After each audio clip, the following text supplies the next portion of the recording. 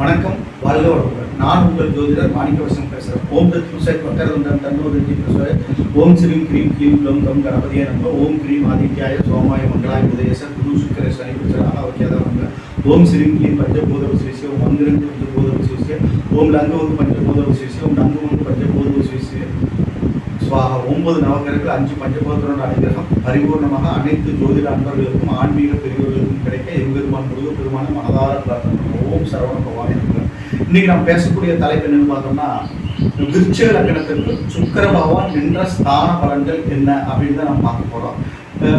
சுக்கிர பகவான் வந்து பார்த்தோம்னா அதாவது 75% சுபகிரகம்.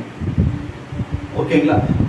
இவருடைய திசாபுத்தியில் நடந்து இவர் நல்ல ஸ்தானத்துல நல்ல பலம் பொருத்தி நல்ல சுபகிரகத்தினோட பார்வை விட்டு ஜாதகத்தில் அமர்ந்திருக்கிறார்னா மிக அதி அற்புதமான பலாபலங்களை கொடுக்க வந்தவர். மேலும் இவர் வந்து பார்த்தோம்னா ஆடம்பரமான வாழ்க்கை, லக்ஸுரியான வாழ்க்கை, சுகபோகங்களை அள்ளி கொடுக்கக்கூடிய ஒரு கிரகம் தான் சுக்கிர பகவான். ஓகேங்களா? இவரோட அதி தேவதை மகாலட்சுமி, அன்னபூர்ணீஸ்வரி, யட்சினி அப்படின்னு பழைய நூல்களில் இருக்கு. ஓகேங்களா?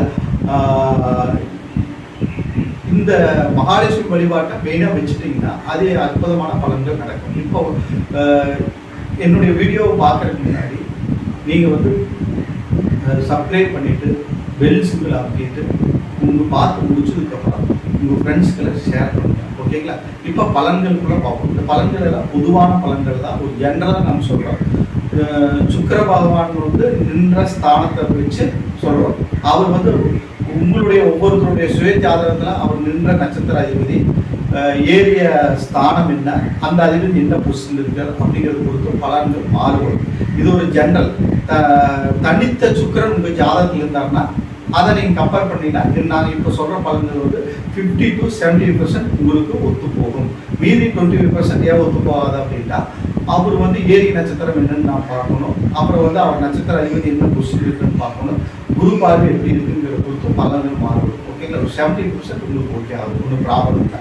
ஓகேங்களா? விருச்சிக லக்னத்துக்கு வந்து சுக்கிரன் வந்து 7-12 குடையவர். 7-12 குடையவர் லக்னத்தை வந்து அமரும் போது வந்து நல்லா இருக்கும், ஒன்றும் ப்ராப்ளம் இல்லை. தனித்து சுக்கரனாக அந்த இடத்துல நிற்கும் போது 7 குடையவர் நிற்கும் போது மனைவி வழியில் நன்மைகள் ஏற்படும், செலவுகளும் ஏற்படும். ரெண்டுமே கலந்த பலன்கள் தான் நடக்கும். விருச்சிக லக்னத்துக்கு வந்து சுக்கிரன் வந்து லக்னத்திலே அமரும் போது 2 பலன்களும் ஆவரேஜாக நடக்கும். நன்மை தீமை ரெண்டுமே நடக்கும். நன்மை தீமையான தீமை விரைய செலவுகள் நடக்கும், வேற ஒன்றும் பெருசாக பாதிப்புகள் வராது. அது சுபவிரயங்களாக மாற்றிக்கலாங்க.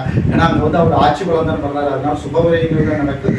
மனைவியில் நன்மைகள் ஏற்படும், ஒன்றும் ப்ராப்ளம் இல்லை, ஒன்றும் பிரச்சனை இல்லை. அவர் வந்து லக்னத்தில் அமர்றது 7ஆம் இடத்தை அவர் அங்கிருந்து 7ஆம் பார்வையாக பார்ப்பார். அதனால் நன்மைகள் அதிகமாக நடக்கும். நம்ம ஒன்றும் கவலைப்பட தேவையில்லை. அடுத்தது பார்த்தோம்னா 2ஆம் இடம் தனஸ்தானத்தில் 7-12 குடையவர் 2ஆம் இடத்தில் நிற்கும் போது இதுவும் அதே மாதிரி ஒரு கேந்திராவில் 2ஆம் இடத்தில் நிற்கலாம், ஒன்றும் ப்ராப்ளம் இல்லை. சரிங்களா? நன்மைகள் அதிகமாக நடக்கும், ஒன்றும் பிரச்சனை இல்லை, சூப்பராக இருக்கு. என்னன்னா விரயங்கள் அதிகமாகும், பணத்துக்கு வந்து செலவுகள் அதிகமாகும். செலவுகள் வந்து கட்டுக்கடங்காமல் போயிட்டு இருக்கு. ஒரு வியாதிபதி வந்து 2ஆம் இடத்துல அடங்கும்போது பார்த்தோம்னா அமரும் போது செலவுகள் வந்து கட்டுக்கடங்காமல் போயிட்டு இருக்கு. ஓகேங்களா? அடுத்தது பார்த்தோம்னா 3ஆம் இடம் தைரியம், வீங்கி, வெற்றி ஸ்தானம், ஒரு மறைவு ஸ்தானம் தான். அது இருந்தாலும் ஒன்றும் ப்ராப்ளம் இல்லை. நன்மைகள் ஆவரேஜாக நடக்கும். ஒரு 50% நல்ல பொசிஷன், நல்ல பலன்கள் நடக்கிறதுக்கு அதிக வாய்ப்புகள் இருக்குது. அடுத்தது 4ஆம் இடம் ஒரு கேந்திராதிபதி கேந்திர ஸ்தானத்தில் அமரும் போது யோகமே என்ற அமைப்புகளில் வீடு, வாசல், சொத்து, சுகம், வண்டி, வாகனங்கள், இதெல்லாம் வாகனக்காரர்கள் தான் சுக்கிரன். அதனால வந்து நல்லா இருக்கும். ஒரு லக்ஸுரியான நல்ல வீடு கட்டுறது, வீட்டுக்காக நிறைய செலவுகள் பண்ணி ஆடம்பரமான வீடுகள் கட்டுறது, இதெல்லாம் நடக்கும். வண்டி வாங்கினாலும் வண்டிக்கு வந்து நல்லா ஆடம்பரமாக நீட்டாக வச்சுக்கணும் அப்படிங்கிற மாதிரி ஒரு சுக்கிரன் வந்து எந்த ஸ்தானத்தில் இருந்தாலும் அவர் ஆடம்பரம் புரியுது இல்லையா? அதனால ஒரு வீடு கட்டினாலும் அது ஆடம்பரமாக இருக்கணும்னு சொல்லி அதுக்காக செலவு இவங்க வந்து மெனக்கெட்டு நிறைய செலவு செய்வாங்க. யார் விருச்சிக லக்னக்காரங்களுக்கு 4ஆம் இடத்துல சுக்கிரன் இருந்ததுட்டா ஒரு வீடு கட்டுறாங்கன்னா வீட்டை வந்து டிசைனாக கட்டணும், கலநயத்தோட கட்டணும்னு சொல்லி அதுக்காக செலவுகள் அடிக்கிட்டே போவாங்க. அதே மாதிரி வண்டி வாங்குறாங்கன்னா வண்டிக்கு அதை ஏதாவது ஒரு அழகுபடுத்திக்கிட்டே இருக்கும். ஓகேங்களா? அப்போ வந்து என்னங்க அதுக்காக செலவுகள் நிறைய ஆகும். ஓகேங்களா? நல்லா இருக்கும், ஒன்றும் ப்ராப்ளம் இல்லை, நல்லா தானே, ஒன்றும் பிரச்சனை இல்லை. அடுத்தது 5ஆம் இடம் பூர்வீ ஸ்தானத்தில் உச்சமாகும் போது நல்ல அதி அற்புதமான பலாபலன்கள் நடக்கும், மேன்மையான பலன்கள் மிகுதியாக நடக்கும். பெண் குழந்தையின் மூலமாக நல்லது நடக்கும். பெண் குழந்தை ஆண் குழந்தை ரெண்டுக்குமே அதிகாரம் உண்டு.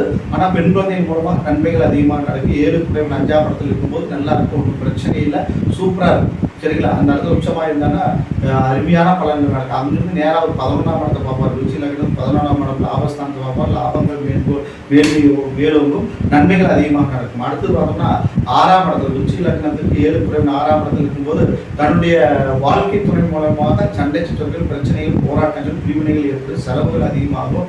செலவுகள் கட்டுக்கடங்காக போகும். அது குறித்து ஓகேங்களா? ஏதாவது வேற ஏதாவது சிக்கல்கள் இருந்ததுன்னா அது மூலமாக கோர்ட்டு கேஸ் உள்ளவங்க கூட வந்துடும். ஓகேங்களா?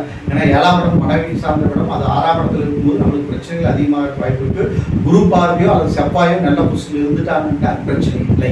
ஓகேங்களா? பிரச்சனை இல்லை. இல்லைன்னா அது கெடுவனங்கள் கொஞ்சம் அதிகமாக தான் நடக்கும். ஒன்றும் ப்ராப்ளம் இல்லை.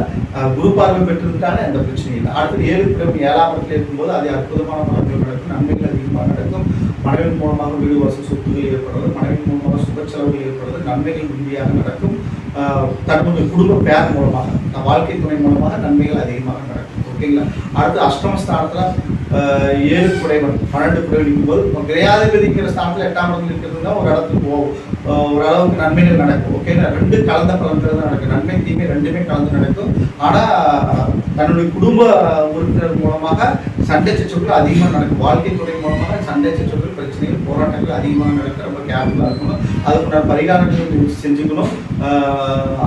திருவெண்காடு புதன் ஸ்தலம் போய் வழிபாடு செய்யறது, சுக்கரன் கஞ்சனூர் ஸ்தலம் போய் வழிபாடு செய்யறது உத்தமமான பலாபலன்களை தரும். ஓகேங்களா? அடுத்தது 9ஆம் இடத்துல சுக்கரன் நிற்கும்போது, விருச்சிக லக்னத்துக்கு 9ஆம் இடத்துல சுக்கரன் நிற்கும் 7, 12 குடைவன் நிற்கும்போது பார்த்தோம்னா நம்மளுக்கு தகப்பனார் வழியில் அனுகூலம் இருக்கும், நல்லது இருக்கும், நன்மைகள் மிகுதியாக நடக்கும். ஓகேங்களா? ஒன்றும் ப்ராப்ளம் இல்லை. சூப்பராக இருக்கும்.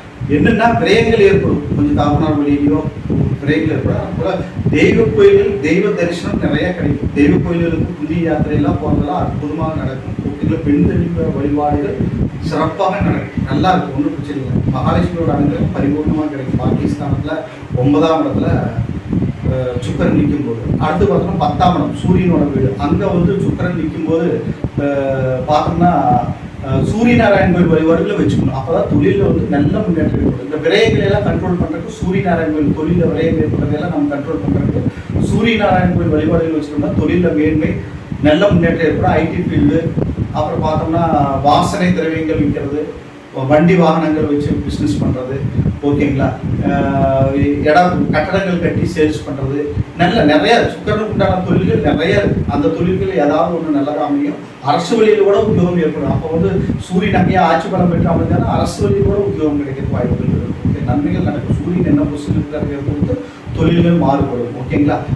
அடுத்தது பார்த்தோம்னா 11ஆம் இடம் லாபஸ்தானத்தில் அவர் வந்து நீச்சமாகிறார். சுக்கரன் வந்து அங்கே நீச்சமாகும் போது நீச்சமாக ராஜயோகத்தில் இருக்கிறாங்கன்னா அதே அற்புதமான பலாபலங்கள் நடக்கும். நன்மைகள் மிகுதியாக நடக்கும். ஒன்றும் ப்ராப்ளம் இல்லை. அடுத்தது வரலாம் 12 குடைவன் 12ஆம் இடத்துல நின்றாருன்னா நன்மைகள் மிகுதியாக நடக்கும். ஏன் நன்மைகள் நடக்க அப்படிங்கும்போது 7, 12 குடைவனாக 12 குடைவன் 12 இடத்துல இருந்தால் தன்னுடைய வாழ்க்கை துணை மூலமாக கொஞ்சம் விரைய செலவுகள் அதிகமாகும். சுப விரயங்களாக தான் இருக்கும். ஒன்றும் ப்ராப்ளம் இல்லை. ஏன்னா அவர் வந்து அங்கே ஆட்சி பலம் தான் பண்ணுறாரு. அதனால ஒன்றும் பிரச்சனை இல்லை. அவர் தனித்து நின்றாருன்னா நன்மைகள் தான் நடக்கும். ஒன்றும் ப்ராப்ளம் இல்லை. ஓகேங்களா? இப்போ பார்த்தோம்னா விருச்சிக லக்னத்துக்கு 12 ஸ்தானங்கள்லேயும் சுக்கிர பகவான் என்ற பொதுவான பலாபலன்களை பார்த்தோம். இந்த வீடியோவை சப்ஸ்கிரைப் பண்ணிவிட்டு பெல் சிம்பிள் அமைக்கிட்டு உங்கள் ஃப்ரெண்ட்ஸ்களை ஷேர் பண்ணுங்கள். என்னிடத்துல ஜாதகம் பார்க்கணும், பிரச்சனை பார்க்கணும், திருமண பொறுத்து பார்க்கணும்னா என் நம்பருக்கு கான்டாக்ட் பண்ணுங்கள். வணக்கம். வாழ்க வளமுடன்.